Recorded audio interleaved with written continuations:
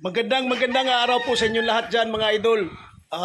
Ngayong araw po na ito ay naghihintay po tayo sa yung nag-aabil po sa atin na pahulugan system na taga RTR si Sir Rico. Gusto na pong bisitahin, baka makapag-decide daw siya na kukunin na yung na ipamahagi ko sa kanya ng manok. So yan po, bago muna tayo maghintay sa kanya dahil ongoing pa siya, pa-travel pa, pero malapit na, mga 40 hours na lang. So, ngayon, may nagtatanong po sa atin na yung mga komento dito, komento doon. Yung sinasabi natin na, yung tawag nito na achievements at saka breeder. Para sa akin, wala akong ano sa mga komento nila, lahat po sila ay tama. Hindi po ako nakikialam dyan. Baka pag-aawahin na naman ako nila. So, yun lang. May punto lahat sila. May punto lahat dito. So, yan.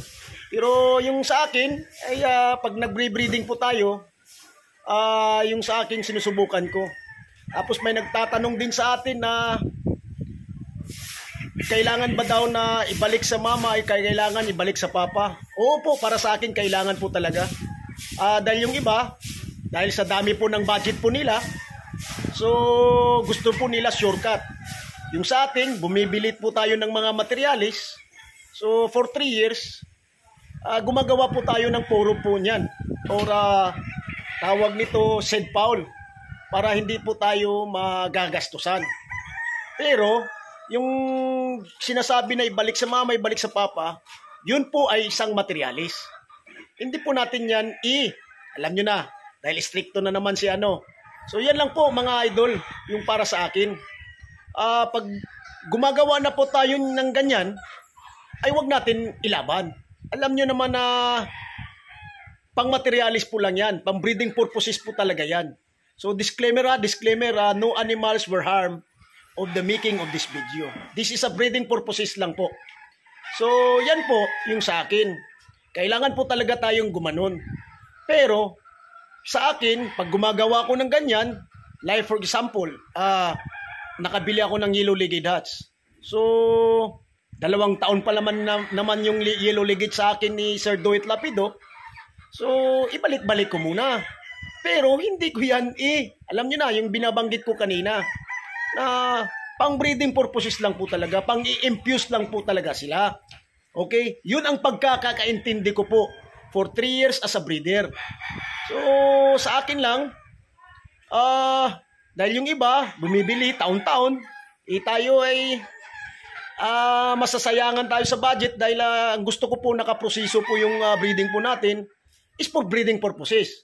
Iba po kasi yung tawag nito mga idol, yung ano ba yun? Yung pang ano na natin, yung pang alam nyo na, pang bakbakan, yung pang battle cross, direkta ko na lang. Bahala na walang ibigay na ad si sa atin si Whitey dahil para maintindihan talaga. So disclaimer po, no animals were harmed of the making of this video. So yan po. Kaya sa akin, itong bloodline na ito i-improve ko para sa ganun bagay. Yan, i-improve ko yan. Pero yung pang materialis, yun, kailangan po tayo mag-inbreeding. Oo, talagang totoo yan. Sa inbreeding, maraming masasayang na manok. Maraming masasayang na pullets, saka dahil nagsisilik po tayo niyan. Kahit nga sa battle cross, yung nag-cross out na tayo, maraming nga masasayang, maraming mga basura dyan. Lalo-lalo pa dito sa ano. Pero ang pinaka-importante, hindi mawala yung bloodline sa'yo. So yan lang po mga idol. Yun ang pagkakaintindi ko. So, yung kanina na binabanggit ko, so yung may nag-ano sa atin,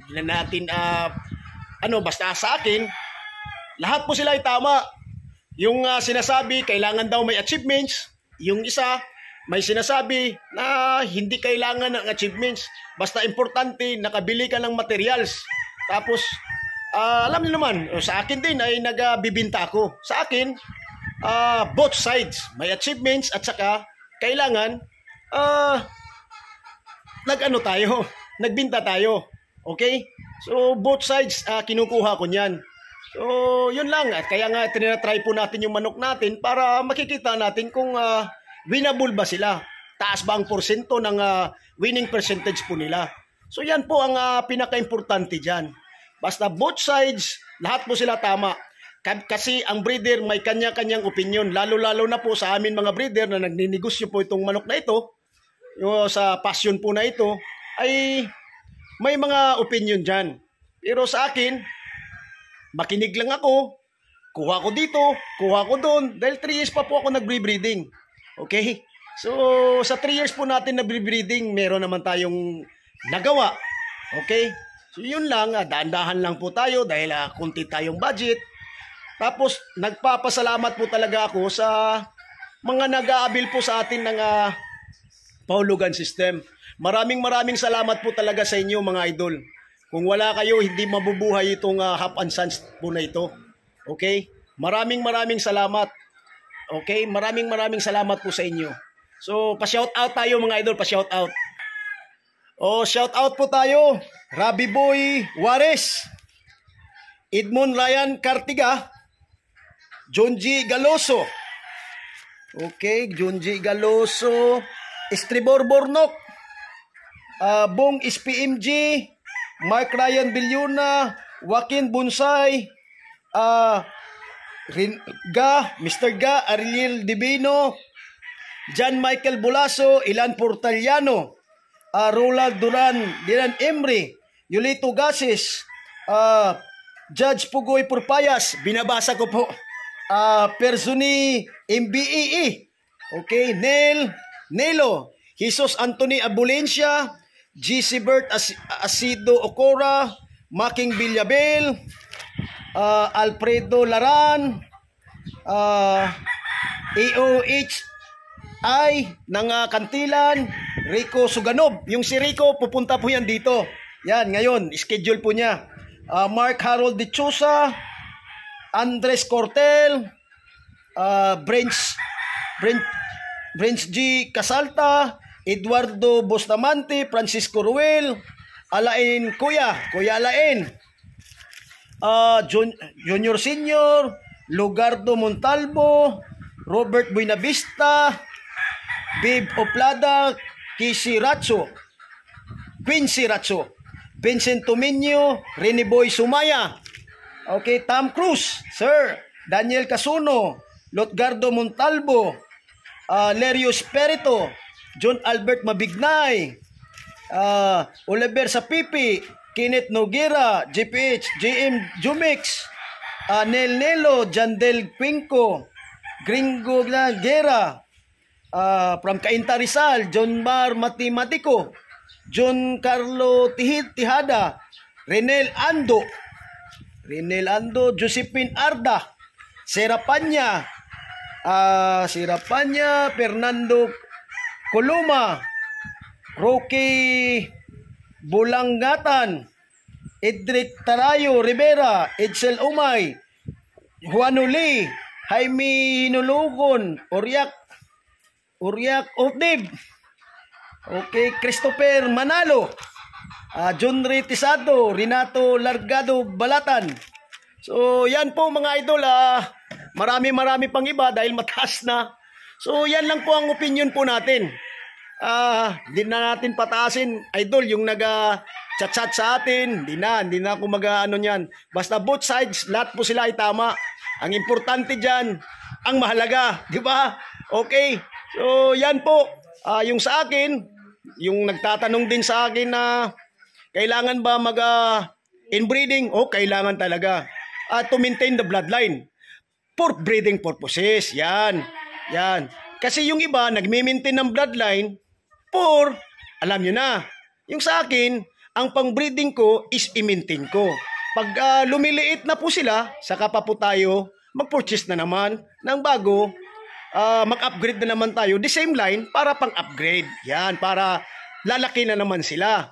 So yun po ang akin, idol. Hindi, yung iba kasi gusto nila shortcut. Oo, yung sa atin ay sa kakulangan po natin ng budget, pero kailangan po talaga natin na mag-eksperimento po tayo. Yan. Ang pinag-eksperimentuhan ko dito, mas mainam para sa akin ha. Dahil may mas mainam na two-way cross. Yan, pwede. Okay, pwede yan. Pero may mas mainam talaga na pag three-way cross ka, ang galing, kompleto po. Yung nagmamaydi nga ako, di ba, nakikita nyo, yung mga nagpa-follow po sa atin. Alam nyo, ang gusto ko ng kahit ibang tawag ito, ibang bloodline yung manok ko. Iba-iba ang bloodline. Ang gusto ko, uniforme po ng laban nila. Yung umaakyat po sila sa taas, 'di ba? Yun ang gusto ko, yung umaakyat sa taas. Tapos ang hindi ko gusto na mga manok, yung pumapalo po sa hangin. Yan, ayaw ko niyan. At saka ang daming palo. Ang gusto ko, pumapalo sila, tumatama. Yan.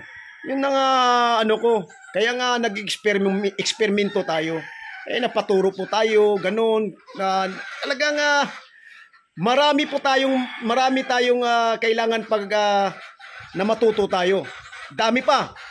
So yun ang nalagay ko talaga sa isip ko na kailangan kahit anong bloodline ng manok ko, kailangan pag battle cross, uniform po talaga ang fighting style po nila. Yan po mga idol, uniform po. So ngayon, tapos na po tayo niyan. Tapos na po tayo yung nag-aano sa atin, naghihingi po sa atin ng tawag nito ng opinion po natin. So yun, nasagot na po ko kayo.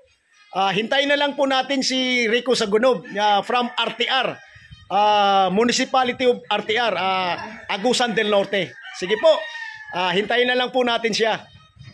Dito na po si Sir Rico Suganog. Ano ba talaga yung sir, binabaliktad mo?